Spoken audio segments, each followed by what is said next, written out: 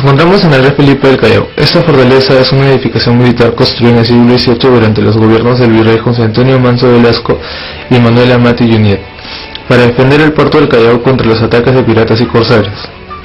En la actualidad, aún sigue en funcionamiento como un cuartel militar que alberga unos 1000 soldados y además es un museo del ejército peruano. Esta edificación ha visto el desarrollo y la evolución de los ejércitos y los defensores del Perú. Pero la pregunta sería, ¿cómo era el ejército peruano desde sus inicios?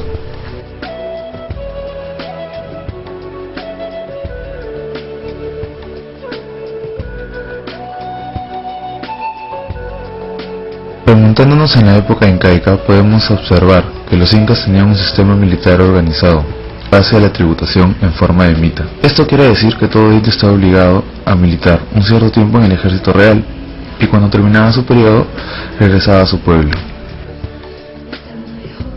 Cuando el Inca empleaba sus armas contra una provincia peligrosa, permitía a sus soldados regresar cada 3 meses y aún en un menor tiempo, convocando a otro ejército.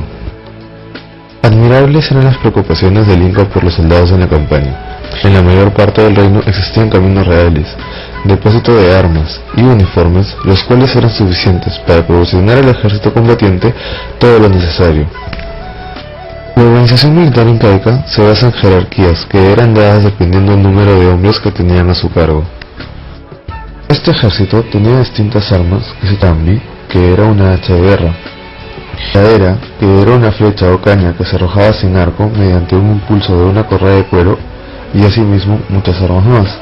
Estas armas eran elaboradas en diferentes tierras, en donde se proveía de materia prima. Esto quiere decir que en cada tierra se hacían diferentes tipos de armas. Por ejemplo, en una podrían hacer arcos y flechas, en otras podrían lanzas y dardos, y en otras porras y hachas. Sin embargo, aquel ejército incaico era un ejército muy organizado que contaba con distintas armas y militares, fueron vencidos por los españoles en 1532 por el ejército de la conquista. La conquista del Perú, 1532 a 1533, es el proceso histórico de anexión del Imperio Incaico al Imperio Español. A principios de 1532, un ejército incaico se topó con los conquistadores españoles durante la guerra civil que sucedió entre los dos hermanos Huáscar y Atahualpa, quienes eran hijos del Inca Huayna Cápac, los cuales luchaban por el trono de ser Inca. En este encuentro, Atahualpa fue capturado y luego de unas semanas fue ejecutado por Francisco Pizarro. Sin embargo, tras la conquista española y el desmoronamiento inca, existieron focos de resistencia aborigen hasta 1564. Según el Inca Garcilaso de la Vega y Miguel de Astete, aseguran que los españoles, al llegar a Cajamarca, se encontraban con gente popular, guerreros de Atahualpa, que además fueron bien recibidos. Otros cronistas, sin embargo, como Jerez o Herrera, dicen que solo veían al extremo de la plaza unas mujeres que lloraban a la suerte del destino que les reservaba a los españoles que habían provocado la cólera del imperio indio.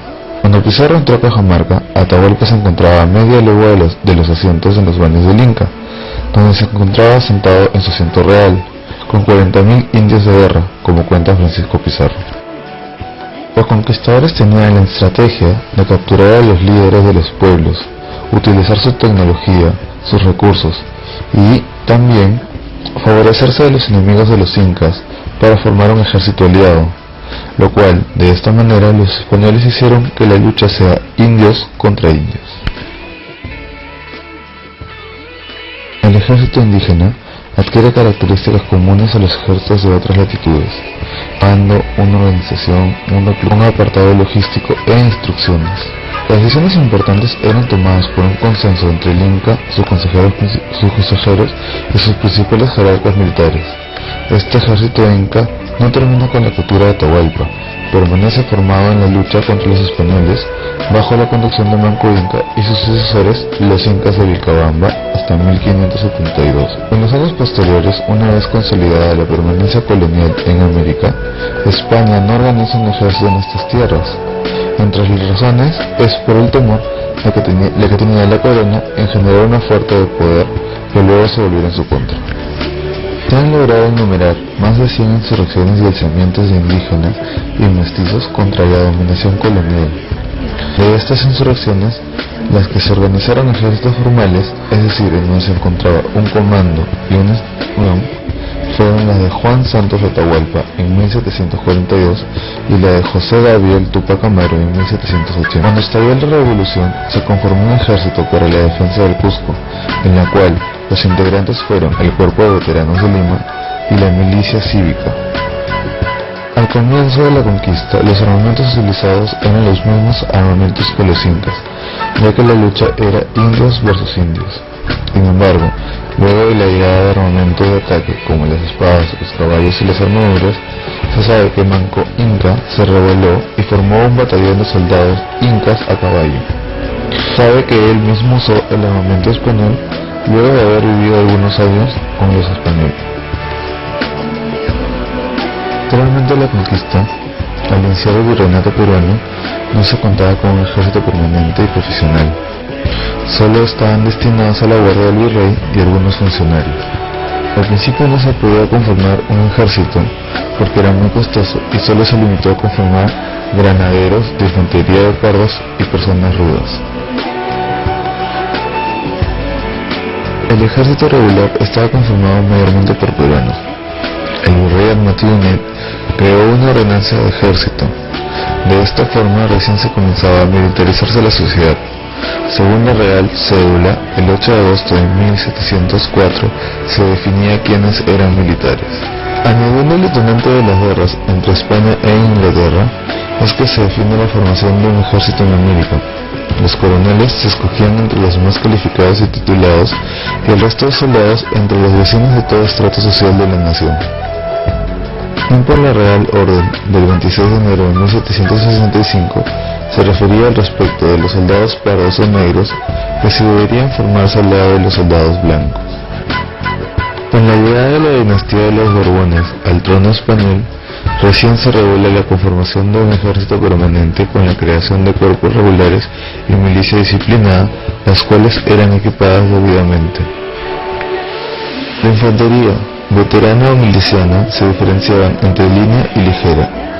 Los de la línea eran de tres grupos: los fusileros, grandes granaderos y los cazadores, con un armamento compuesto básicamente por un fusil.